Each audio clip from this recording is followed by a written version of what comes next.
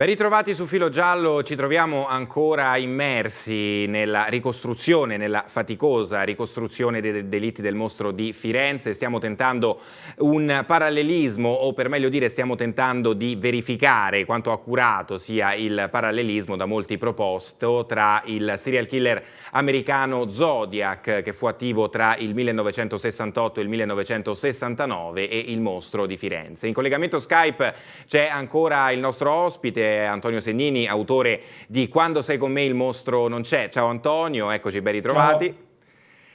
Dunque Antonio, appunto, ecco, tornerei un attimo all'inizio di questa seconda parte sul fattore temporale. L'excursus criminale di Zodiac viene solitamente legato in particolare a 2 anni, in totale arriviamo a poco meno di un anno. Parliamo della fine del 1968, il mese di dicembre, fino all'ottobre del 1969. Anche qui vorrei che tu ti soffermassi un attimo su questa palese ed evidente discrasia rispetto al mostro di Firenze, che invece enucleò, come dire, la sua volontà di danneggiare il prossimo e di spargere il terrore nell'arco di molti più anni, dal 68, per chi ritiene che il 68 sia un delitto del mostro, o comunque dal 74 all'85.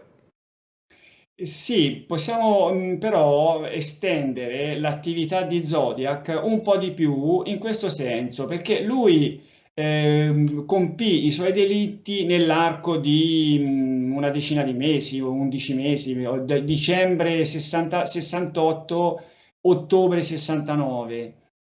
Però poi continuò a scrivere e anche a telefonare fino al 74. Perché questo è quello che io ritengo, ma credo di essere in buona compagnia con altre persone, che l'obiettivo fondamentale di Zodiac, quello che si consolidò a partire dalla sua seconda aggressione, dove uccise una persona lasciandone in vita un'altra, ecco, si concretizzò quello che era il suo obiettivo, cioè quello di creare il suo personaggio pubblico da proporre ai mass media, con i quali ebbe un colloquio fatto di lettere, fatto di crittogrammi che erano dei messaggi così nascosti che hanno tolto il sonno, almeno uno dei due, che sono i grandi, quelli estesi sono due, hanno tolto il sonno a tante persone. Ecco, Zodiac appunto ha avuto questo periodo breve relativo agli omicidi e poi ha sfruttato, praticamente, secondo me si può proprio dire così, ha sfruttato la notorietà che gli è venuta da questi omicidi per continuare il suo colloquio, che poi era come una specie di vanto, non so come si può chiamare, questi personaggi nella testa chissà cosa c'hanno. Cioè lui godeva del fatto di essere sotto i riflettori sostanzialmente. Il mostro di Firenze invece ebbe tutt'altra evoluzione. Allora, lasciamo perdere il 68, consideriamolo come un delitto a sé stante. C'è il dubbio di quella pistola, come il mostro possa essersela procurata, ma lasciamolo perdere. Partiamo dal 74. Nel 74 il mostro compì un duplice omicidio che potremmo quasi definire di gelosia, anche se era una gelosia non classica, cioè la persona che la ragazza che lui uccise, lui non la conosceva, cioè non era una sua frequentazione, Certo, stiamo era quella parlando di Stefania Pettini. stiamo parlando di Stefania Pettini, uccisa nel 74. Lui fece questo primo delitto per una sorta di gelosia, una gelosia malata a mio parere. Poi stette 7 anni, non so che cosa fece in questi 7 anni, ma io sono d'accordo con il criminologo De Fazio, Francesco De Fazio, e vedo il serial killer che poi sarebbe diventato un serial killer, perché nel 74 lui ancora non lo era, il delitto era soltanto uno, anche se erano due persone. Lui probabilmente trovò una sua dimensione così sessuale, affettiva, e magari probabilmente avvalendosi di prostitute. Dopodiché si stancò di questa condizione e di lì in avanti, a partire dal giugno dell'81, fece un po' come Zodiac, cioè si creò un suo personaggio ma lo fece in modo molto diverso. Cioè Zodiac uccise un po' e poi andò avanti con le lettere. Lui invece continuò a uccidere, spettacolarizzando i suoi omicidi con le famose escissioni, però senza mai scrivere alcuna lettera, senza mai fare alcuna telefonata. Fino a che all'ultimo delitto mandò una lettera, ma la mandò senza corredarla di un testo di rivendicazione, cosa che invece era prassi per Zodiac. Cioè ci sono un po' queste differenze, no? Però ci sono anche indubbiamente delle similitudini quando si pensa che entrambi i serial killer non sembravano posseduti da impulsi irrefrenabili di natura sessuale, cioè quegli impulsi che costringono certi serial killer a uccidere magari anche con frequenza molto molto elevata, addirittura di giorni, insomma, cioè che poi vengono presi subito. Loro sembravano piuttosto freddi nei loro delitti, nella decisione di compierli, anche se poi la cadenza è stata molto diversa, ma insomma, però questa Certo. similitudine c'è. Ecco, e in generale, dato che Zodiac è soltanto uno dei molti esempi, in realtà si stanno aprendo e tu ne avrai viste chiudersi e forse anche, cioè anzi aprirsi e forse anche chiudersi molte nel corso di questi anni in cui invece hai sempre seguito, come dire, una traiettoria di indagine e di ricostruzione molto, molto ferrea. Però insomma le nuove frontiere della mostrologia sembrano essere sempre più estese, di tesi oppure di revisione, come dire, di rimaneggiamento di tesi magari in passato espresse da altri, ne stiamo conoscendo sempre di più. Ecco, tu, come dire, questo dibattito che a volte sconfina un po' nell'anarchia, nella confusione oppure nella mancanza di accuratezza per quanto riguarda i fatti del passato, ecco, a te tutto questo dà speranza che tramite magari anche queste forme così di dialogo, di scontro, auspicabilmente non troppo aggressivo, si possa giungere effettivamente ad un miglioramento nella comprensione dei fatti rispetto agli anni, insomma, che abbiamo alle spalle, oppure sei piuttosto sfiduciato da come, ecco, la mostrologia, l'orizzonte della mostrologia si sta sempre più estendendo? Beh, allora se si deve guardare il risultato del dibattito mostrologico, il risultato è abbastanza misero perché continuiamo a riprendere in mano delle questioni vecchie che dovrebbero essere ormai state abbastanza chiarite e si ritirano fuori. Io ne dico soltanto una, la solita storia che il delitto del 68 e il delitto del 74 legati da una stessa pistola sarebbero legati anche da una stessa scatola di cartucce, no? Questa è Sì. una sciocchezza che io ho combattuto aspramente in tutte le sedi in cui ho potuto farlo, ma ancora è sempre lì.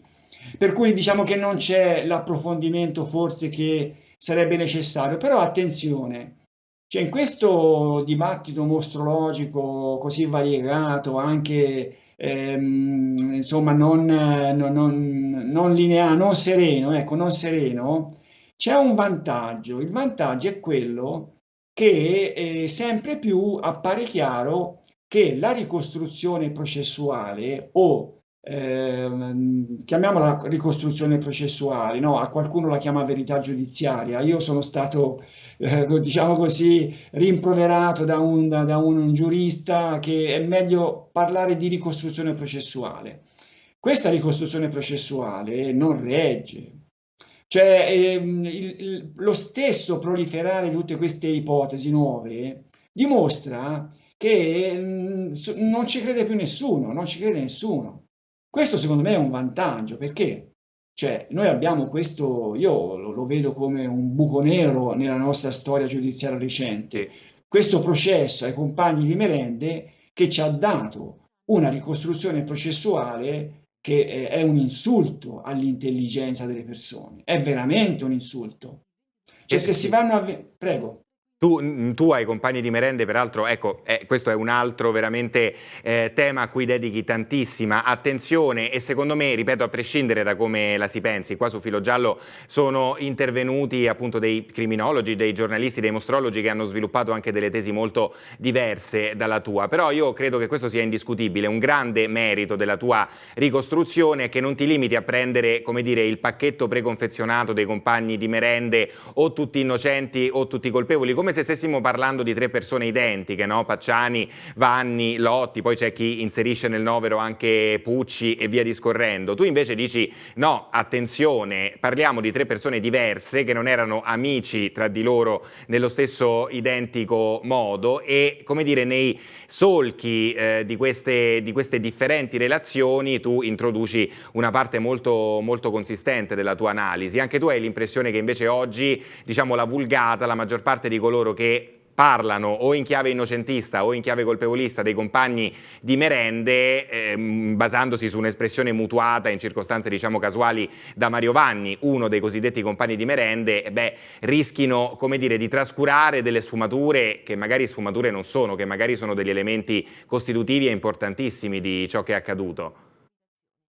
Sì, io penso che tu hai centrato il nocciolo della questione, no? Però consentimi di fare una piccola premessa, Certo. finendo il mio ragionamento che tende a far capire che il primo passo da compiere, secondo me, per arrivare a forse a una ricostruzione, diciamo così, storica più soddisfacente della ricostruzione processuale è quella di prendere atto che la ricostruzione processuale non funziona, cioè non funziona. Cioè se si vanno a leggere le sentenze, la sentenza di primo grado, anche la sentenza di secondo grado dei compagni di merende, cioè si vede, ci si rende conto che ci sono degli sfondoni, delle ipotesi, delle ricostruzioni, degli scenari che non stanno proprio in piedi. Cioè, noi sappiamo che la ricostruzione processuale è basata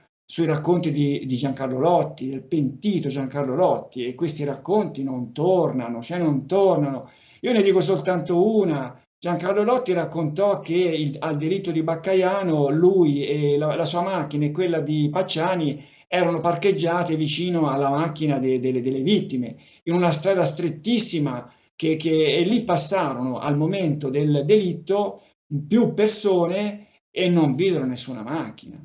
Cioè, insomma, cioè, se un testimone ti racconta una cosa del genere, cioè, non puoi pensare che ti dica la verità, né su quello, nemmeno sul resto, ma infatti tutte le sue ricostruzioni fanno acqua, no? Cioè lì, diciamo, giudici di bocca buona le hanno accettate. Ecco, primo passo, ammettere che siamo di fronte a un clamoroso errore giudiziario, cioè questo lo dobbiamo ammettere.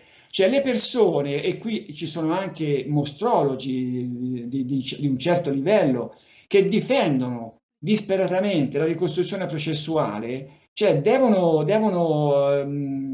cedere il passo, non è possibile, non è difendibile questa ricostruzione processuale. Ma a questo punto il rischio qual è? Butto via la ricostruzione processuale e si aprono infiniti scenari di fantasia. Zodiac è uno di questi, ma abbiamo anche l'idea che ci sia di mezzo una specie di piovra dei servizi segreti, no? Dei gruppi armati che si intendevano sovvertire lo Stato e non si capisce bene se il mostro sarebbe stata una scheggia impazzita di questa organizzazione oppure Sì. l'organizzazione stessa. È un esempio. Ma poi tornano anche alla luce e un recente libro del noto giornalista Pino Rinaldi lo dimostra, tornano anche alla luce delle vecchie teorie morte e sepolte che non ci si dovrebbe più mettere sopra nulla. Io mi intendo la pista sarda, cioè la pista sarda ha dimostrato il suo fallimento totale e non si può adesso andarla a recuperare come fosse una grande verità perduta, no? Sì. Ecco, io penso che... Prego, prego. No, no, è molto chiaro questo tuo discorso. Adesso vorrei lasciare un attimo Zodiac sullo sfondo, perché c'è un altro aspetto che si lega chiaramente un po' al profiling di questo mostro di Firenze, un aspetto che tu anche svolgi molto, molto bene nel tuo libro, lo esponi con grande chiarezza. Tu fai riferimento ad alcune figure, come per esempio quella del dottor Maurri, del dottor De Fazio che hai citato, e non solo, anche di molti altri criminologi che si sono impegnati a cercare, al di là poi del caso Zodiac che sarebbe esploso successivamente a livello appunto di possibile legame, però insomma in molti si sono sforzati di trovare dei precedenti e in molti hanno iniziato fin dagli anni '80 a parlare di mass murderer, quindi di omicida, diciamo di assassino sadico sessuale, come potremmo tradurlo in italiano, un serial killer come gli altri. Ma la tesi che tu porti avanti, ripeto ancora una volta, al di là di Zodiac nel tuo libro, è che il mostro di Firenze non fosse esattamente un serial killer come tanti altri, ossia che non fosse un individuo che traesse la propria principale gratificazione dall'infliggere dolore, dal veder morire o appunto dal far soffrire per esempio le donne, le vittime femminili. Possiamo dire, Antonio, che in molti casi, anzi la fase della neutralizzazione delle vittime, tanto di quella maschile ma anche di quella femminile, sia stata molto più rapida, molto più diciamo mirata al conseguimento immediato di un obiettivo rispetto a quanto invece purtroppo molto spesso accade con serial killer che a volte torturano non per ore ma per giorni, per intere settimane, fino a che non muoiono appunto per il dolore le proprie vittime. Allora, alcune caratteristiche del mostro di Firenze, abbastanza particolari, sono riscontrabili anche in altri serial killer, no? Però, per esempio, il fatto che aggredisse coppie, ci sono serial killer che aggredivano coppie. Zodiac è uno, ma non è l'unico. Berkowitz, per esempio, era anche un altro. Sì. Ci sono poi un'altra caratteristica, è quella che c'è una lunga attesa tra un delitto e un altro. Ci sono serial killer che hanno ucciso dopo dopo un periodo abbastanza lungo. Ce ne sono anche altre, però c'è diciamo tutto un insieme di caratteristiche che non si ritrovano in altri serial killer insieme. Cioè il mostro di Firenze dà l'impressione, nella sua fase seriale degli anni '80, di essere un personaggio che decideva i suoi delitti a tavolino, decideva il giorno in cui l'avrebbe fatto, decideva più o meno il luogo, decideva l'ora, cioè non aveva qualcosa che lo prendeva e lo portava ad andare ad uccidere. Era una decisione, come dire, adesso voglio andare in biblioteca e questo andava a uccidere, no? Tanto per dirne una. Questo, secondo me, insieme a tante altre caratteristiche, delinea un assassino che aveva delle motivazioni che non erano di tipo sessuale. A mio giudizio, l'assassino si ritrovò in mano una pistola che aveva già ucciso, ma non era stato lui ad uccidere.